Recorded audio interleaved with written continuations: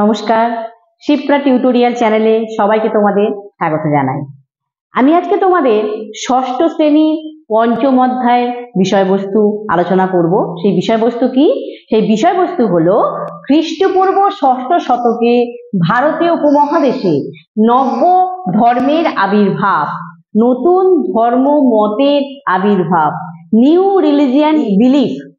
6th century বিসিতে new religion belief যে Indian সাবকন্টিনেন্টে হয়েছিল সেই নিয়ে আজকে ডিসকাস করব। আচ্ছা, এই বিষয়ে বলার আগে তোমাদের আমি আগে একটু বৈদিক সভ্যতার কথা মনে করিয়ে দিই। যে আমি যখন বৈদিক সভ্যতা চতুর্থ অধ্যায়ে আলোচনা করেছিলাম তখন তোমাদের তখনকার সমাজ ব্যবস্থা বলতে গিয়ে পরবর্তী বৈদিক যুগে কথা বলছি, আমি ঋগ বৈদিক যুগের নয়, পরবর্তী বৈদিক যুগে বর্ণ প্রথার কথা উল্লেখ করেছিলাম। সেখানে সমাজ 4টি শ্রেণীতে বিভক্ত ছিল: ব্রাহ্মণ, ক্ষত্রিয়, বৈশ্য, শূদ্র। এই বর্ণ প্রথা বা কাস্ট সিস্টেম মনে পড়ছে তো? তো সেই সময় সমাজে ব্রাহ্মণ শ্রেণী কিন্তু খুবই ক্ষমতাবান হয়ে গেছিল ধীরে ধীরে আর কি। এবং সেই ব্রাহ্মণরা তারা কিন্তু সমাজকে অন্ধবিশ্বাস আর কুসংস্কারে আচ্ছন্ন করে এক জাঁকজমক আচার অনুষ্ঠান নির্ভর সমাজ ব্যবস্থা গড়ে তুলেছিল। এবং সেই সমাজের কিন্তু খ্রিস্টপূর্ব ষষ্ঠ শতকে, সেই বৈদিক সভ্যতার পরবর্তীকালে যখন খ্রিস্টপূর্ব ষষ্ঠ শতকে সেই সমাজ ব্যবস্থার কিন্তু আস্তে আস্তে পরিবর্তন হয়।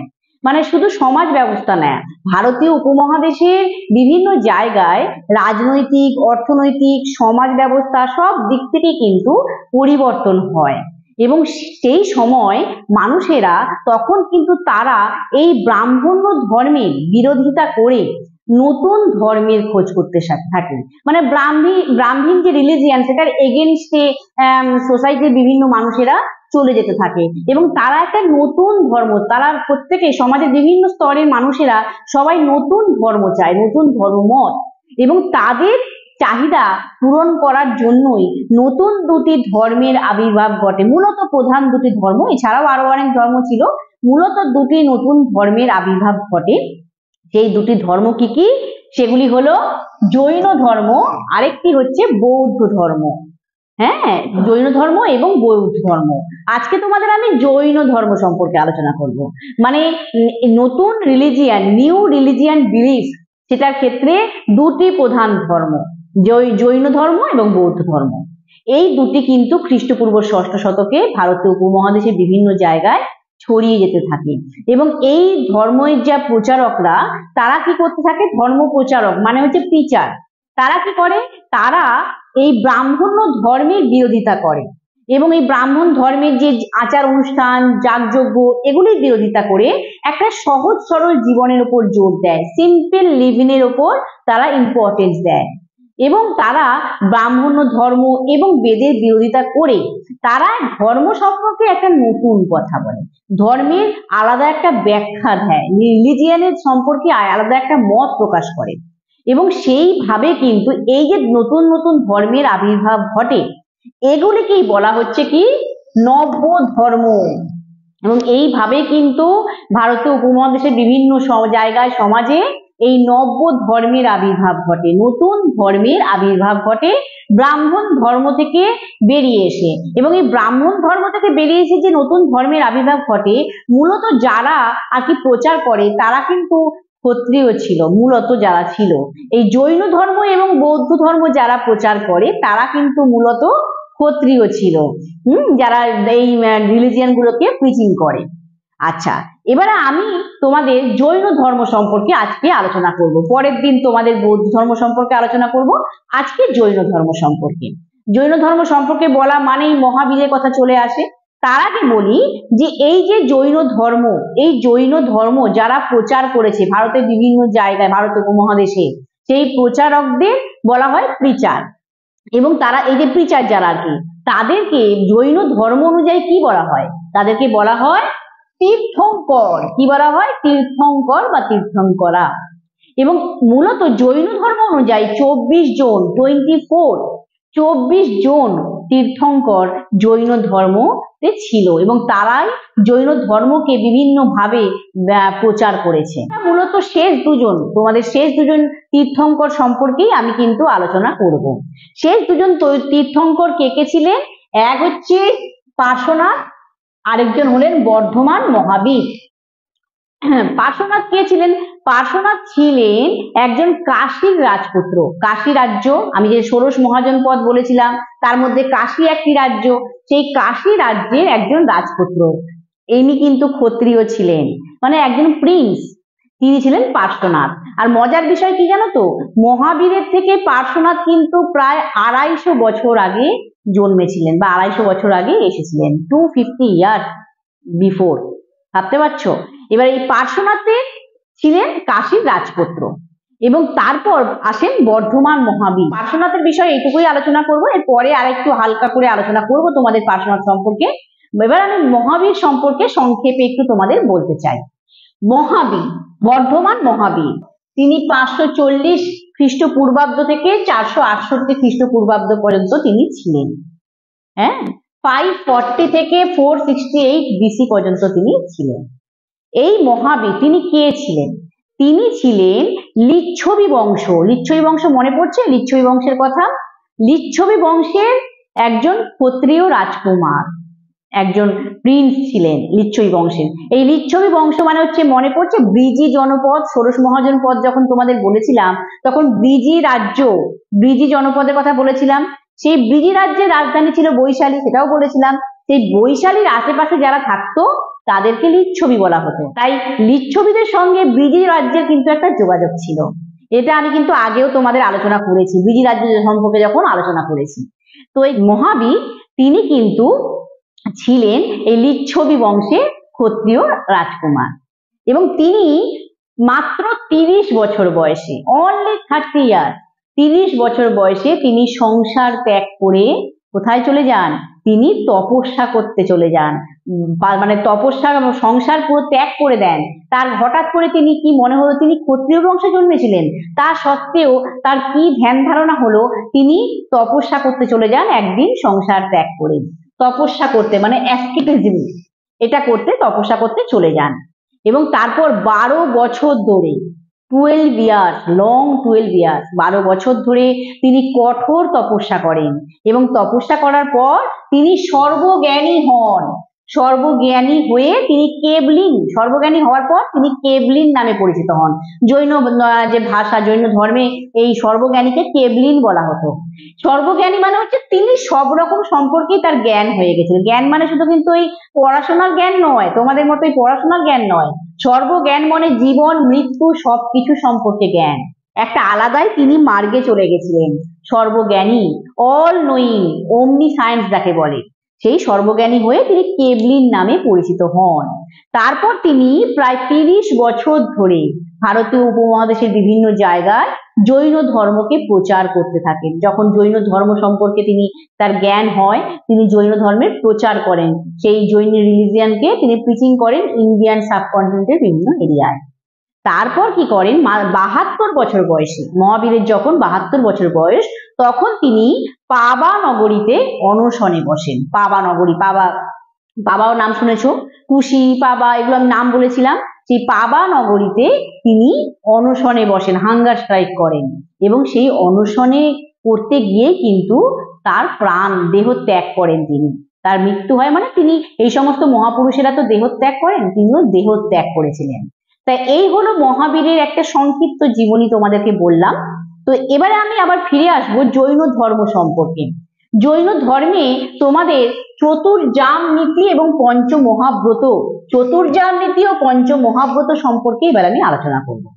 আচ্ছা, জৈন ধর্মে মূলত 4টি নীতি মেনে চলার কথা পার্শ্বনাথ বলেছিলেন। আবার সেই পার্শ্বনাথের কথায় চলে এলাম। পার্শ্বনাথ মূলত 4টি মূল নীতি মানার কথা বলেছিলেন, যারা জৈন ধর্মকে অনুসরণ করে চলবে। সেই 4টি মূল নীতি কি বা 4 প্রিন্সিপাল কি ছিল? সেই 4টি মূল নীতি ছিল, এক হচ্ছে অহিংসা। অহিংসা মানে নন ভায়োলেন্স। অহিংসা মানে হচ্ছে কারোর প্রতি হিংসা না করা, কোনো প্রাণীকে হত্যা না করা, শুধু মানুষ নয়, পশু পাখি, কোনো প্রাণী, পোকা মাকড় কীট পতঙ্গ, কোনো কিছুকেই কিন্তু হত্যা না করা। তাই তোমরা জৈন ধর্ম এখনো বর্তমানে যারা আছে, মূলত যারা জৈনদের যারা সন্ন্যাসী আছে, তাদেরকে তোমরা যদি কখনো দেখে থাকবে, তারা জানতে পারবে তারা কিন্তু কোনো প্রাণী হত্যা করে না। তারা কিন্তু কোনো একটা সামান্য মশাকেও কিন্তু তারা মারে না। আমরা যেটা নর্মালি মশা মাছি সবকিছুকে মেরে দিই, জৈন ধর্ম যারা গ্রহণ করে আছে তারা কিন্তু মশা যদি হাতে কামড়েও দেয়, মশা কিন্তু তারা মারে না, কোনো প্রাণী হত্যা করে না। আর জৈন ধর্ম সম্পর্কে পার্শ্বনাথ একথা প্রথম নীতি বলেছিলেন যে জৈন ধর্ম মানতে গেলে তোমাদের অহিংসা নীতি মানতে হবে। অহিংসা মানে কোনো প্রাণীকে হত্যা না করা, নন ভায়োলেন্স। পরেরটি কি, পরের নীতি বা সেকেন্ড প্রিন্সিপাল কি ছিল, সেটা হচ্ছে সত্য, মিথ্যা কথা না বলা, সত্য, ট্রুথফুলনেস, নট টু লাই, না কোনো মিথ্যা কথা বলবে না, আর কি সত্য কথা বলবে, সদা সত্য কথা বলবে, ট্রুথফুলনেস। অহিংসা, সত্য, এই দুটো প্রিন্সিপাল বা দুটো নীতি পার্শ্বনাথ বলেছিলেন। তারপরে আরেকটি নীতি কি বলেছিলেন, অচৌর্য বা চুরি না করা, মানে কোনো জিনিস কারোর কাছ থেকে জোর করে ছিনিয়ে না নেওয়া বা চুরি না করা, দুটোই কিন্তু বলেছেন যে ছিনিয়ে নেওয়াটাও পাপ আবার চুরি করাটাও পাপ, যেটা কিন্তু জৈন ধর্মে এই নীতিটা মানার কথা বলেছিলেন। মানে not to take things away from others, এটা কিন্তু থার্ড প্রিন্সিপাল ছিল জৈনিজমে পার্শ্বনাথের নীতি অনুযায়ী। তারপরে আরেকটি নীতির কথা বলেছিলেন, সেটি হচ্ছে অপরিগ্রহ। অপরিগ্রহ মানে কোনো কিছুর প্রতি আগ্রহ থাকবে না, কোনো বিষয় সম্পত্তির প্রতি আগ্রহ থাকবে না, নিজের জন্য কোনো সম্পত্তি কেনার প্রতি আগ্রহ থাকলে হবে না, এটা জৈনিজমে বলা, জৈন ধর্ম অনুযায়ী এই পার্শ্বনাথ এই নীতি মানতে বলেছিলেন। মানে not to buy any property for oneself, এটা অপরিগ্রহ এই নীতির কথা। এটা হচ্ছে আরেকটা প্রিন্সিপাল। এই চারটে নীতিকে একসঙ্গে বলা হয়, পার্শ্বনাথের এই যে চারটে নীতি, এই চারটে নীতিকে একসঙ্গে বলা হয় চতুর্জাম নীতি। কি বলা হয়, চতুর্জাম নীতি। আর তারপরে এই পার্শ্বনাথের এই চারটে নীতি মানার সঙ্গে সঙ্গে আরো একটি নীতি পরবর্তীকালে মহাবীর যোগ করেছিলেন, সেটি হচ্ছে ব্রহ্মচর্য নীতি। ব্রহ্মচর্য নীতি বা ব্রহ্মচর্যা পলিসি। এবং এই যে পাঁচটি নীতি বা 5 প্রিন্সিপাল, এই একসঙ্গে একে বলা হচ্ছে পঞ্চমহাব্রত। তাহলে তোমাদের বোঝাতে পারলাম তো যে কোনটা চতুর্জাম নীতি এবং কোনটা পঞ্চমহাব্রত, পার্থক্য কিছুই নেই। চারটি নীতি মেনে চলাকে বলা হচ্ছে চতুর্জাম নীতি, আর এই চারটি নীতি বা 4 প্রিন্সিপালের সঙ্গে আরো একটি নীতি ব্রহ্মচর্য নীতি, এইটাকে মেনে চলাকে বলা হচ্ছে পঞ্চমহাব্রত। এই ছিল জৈন ধর্মের মানে নীতির কথা আর কি। আর জৈন ধর্মে যে উপদেশগুলো, যেটা জৈন ধর্মের মূল ভিত্তি, জৈনিজমের যে অ্যাডভাইস গুলো, সেইগুলো কিন্তু 12টি ভাগে ভাগ করা ছিল। সেই ভাগগুলোকে বলা হতো অঙ্গ, আর সংখ্যা যেহেতু 12টি ছিল তাই একসঙ্গে এটাকে বলা হতো দ্বাদশ অঙ্গ। দ্বাদশ অঙ্গ মানে কি বোঝাতে পারলাম তো, যে জৈন ধর্মে যে 12খানা উপদেশ মানার কথা বলা হয়েছিল, সেই উপদেশগুলোকে বিভিন্ন অঙ্গে ভাগ করা হতো। 12টি উপদেশ ছিল বলে একসঙ্গে এদেরকে বলা হতো দ্বাদশ অঙ্গ। আচ্ছা, এই হলো জৈন ধর্ম সম্পর্কে সংক্ষেপে আলোচনা। এবার আমি বলবো এই ধর্ম কোথায় কোথায় প্রচার হয়েছিল। এই ধর্ম মানে চারিদিকে মানে প্রিচিং হয়েছিল কোথায় কোথায়, এগুলো মূলত প্রথম কোশল রাজ্যে, তারপরে মানে অঙ্গ রাজ্যে, মগধ, এইসব জায়গায়, বিদেহ, এইসব জায়গায় প্রথমের দিকে, মানে এগুলো সব জনপদের কথা বলছি, রাজ্যের কথা বলছি, বর্তমানে এগুলোর নাম পরিবর্তন হয়েছে। তো ষোড়শ মহাজন পদে যে রাজ্যগুলির নাম, তাদের মধ্যে অঙ্গ রাজ্য, মগধ রাজ্য, বিদেহ রাজ্য, কোশল রাজ্য, এইসব জায়গা মানে মূলত নগর যেগুলো, হ্যাঁ নগর যে জায়গাগুলোতে নগর কেন্দ্রিক ছিল, এই ধর্মগুলো ছিল মূলত নগর কেন্দ্রিক। হ্যাঁ, এই জৈন ধর্ম, বৌদ্ধ ধর্ম, এগুলো প্রচার ঘটেছিল প্রথমের দিকে মূলত নগরে, শহরে, রাজ্যে, এবং এইগুলো প্রথমে এখানে প্রচার হয়েছিল। পরবর্তীকালে মৌর্য যুগে কিন্তু এই জৈন ধর্মের ভালোভাবে প্রচার ঘটে, প্রসার ঘটে। হ্যাঁ, এবং চন্দ্রগুপ্ত মৌর্য সম্রাট চন্দ্রগুপ্ত মৌর্য, যার কথা তোমাদের আমি পরে আবার আলোচনা করবো ভালোভাবে। তো সেই চন্দ্রগুপ্ত মৌর্য তিনি কিন্তু শেষ জীবনে তিনি কিন্তু জৈন ধর্ম গ্রহণ করেছিলেন, এবং তারপর ধীরে ধীরে উড়িষ্যা থেকে মথুরা পর্যন্ত সব জায়গায় প্রায় জৈন ধর্ম ছড়িয়ে পড়ে। আর বর্তমানে তো জৈন ধর্ম বিভিন্ন আমাদের চারিদিকেই অনেকেই তোমাদের দেখতে পাবে জৈন ধর্ম গ্রহণ করে আছে। তো এইভাবে জৈন ধর্ম কিন্তু ধীরে ধীরে আস্তে আস্তে প্রচার ঘটে, প্রসার ঘটে যায়। আর এই যে চন্দ্রগুপ্ত মৌর্য, সেই চন্দ্রগুপ্ত মৌর্যের মানে যখন রাজত্বকাল চলছিল সেই সময় একটা ভয়ঙ্কর দুর্ভিক্ষ হয়, ফেমাইন হয়। সেই সময় জৈন সন্ন্যাসীরা তারা কি করেছিল, উত্তর ভারতে থেকে অনেক কিছু কিছু জৈন সন্ন্যাসী আর কি, তারা উত্তর ভারত থেকে দক্ষিণ ভারতে চলে গেছিল। এবার তার মানে দুটো ভাগে কিন্তু জৈন সন্ন্যাসীরা ভাগ হয়ে গেছিল, কিছু ছিল উত্তর ভারতে, কিছু ছিল দক্ষিণ ভারতে। মানে যারা একসঙ্গে সবাই থাকতো, ওই দুর্ভিক্ষ হওয়ার ফলে দুটি ভাগে কিন্তু ভাগ হয়ে গেছিল। তা এই যে দক্ষিণ ভারতে যে সমস্ত জৈন সন্ন্যাসীরা ছিল, তাদের যে নেতা ছিলেন, নেতৃত্ব দিয়েছিলেন, তিনি ছিলেন ভদ্রবাহু। দক্ষিণ ভারতে যে জৈন সন্ন্যাসীরা চলে গেছিলেন, তারা মূলত মহাবীরের নীতি কি মেনে চলতেন। মহাবীরের যে কঠোর নীতি, পার্শ্বনাথের থেকে মহাবীরের নীতি আরো বেশি কঠোর ছিল। তো সেই মহাবীরের নীতি কিন্তু মেনে চলতেন এই দক্ষিণ ভারতে যে সমস্ত জৈন সন্ন্যাসীরা ছিলেন, এবং তাদের নেতৃত্ব দিয়েছিলেন ভদ্রবাহু। তিনি এবং তার অনুগামীরা তারা কিন্তু কোনো পোশাক পরতেন না, মানে জৈন সন্ন্যাসীরা কোনো গায়ে কোনো পোশাক রাখতেন না। এই জন্য এদেরকে বলা হতো কি, দিগম্বর। এদের কি বলা হতো, দিগম্বর। এদের গায়ে কোনো পোশাক থাকতো না। মহাবীরও কিন্তু তপস্যারত অবস্থায় তার যদি কোনো ছবি দেখবে, উনি কিন্তু গায়ে কোনো পোশাক ওনার ছিল না। এটা ওনার এতটাই ওদের ত্যাগ, কৃচ্ছ সাধন, তপস্যা, এতটাই ওনারা নিজেদেরকে ত্যাগ করতে পারতেন। কোনো মায়া রাখবেন না, মানে কোনো মায়া মোহ সবকিছু ত্যাগ করে তবেই জৈন ধর্মকে গ্রহণ করা যাবে, এটা মহাবীরের নীতি ছিল। এবং ভদ্রবাহু সেই নীতি মেনে চলতেন, এবং এদেরকে বলা হচ্ছে দিগম্বর। আর আরেকটা শ্রেণী আর কি, যারা উত্তর ভারতে যে সমস্ত জৈন সন্ন্যাসীরা থেকে যায়, তারা কিন্তু পার্শ্বনাথের নীতি মেনে চলে, এবং তাদের নেতৃত্ব দেন গিয়ে স্থূলভদ্র। আর পার্শ্বনাথ ওই যে বললাম কিছুটা হালকা ছিল, হালকায় মেনে চলতো, তাই পার্শ্বনাথ কিন্তু তিনি কিন্তু মানে সাদা পোশাক পরার মানে পক্ষপাতী ছিলেন। তাই পার্শ্বনাথের নীতি মেনে এই স্থূলভদ্র এবং তার অনুগামীরা সাদা পোশাক পরতেন। আর এই জন্য সাদা পোশাক পরতেন বলে এনাদেরকে বলা হচ্ছে শ্বেতাম্বর। এদের কি বলা হচ্ছে, শ্বেতাম্বর। স্থূলভদ্র এবং তার অনুগামীদের বলা হচ্ছে শ্বেতাম্বর। এইভাবে কিন্তু জৈন ধর্ম দুটো শ্রেণীতে ভাগ হয়ে যায়, দিগম্বর এবং শ্বেতাম্বর।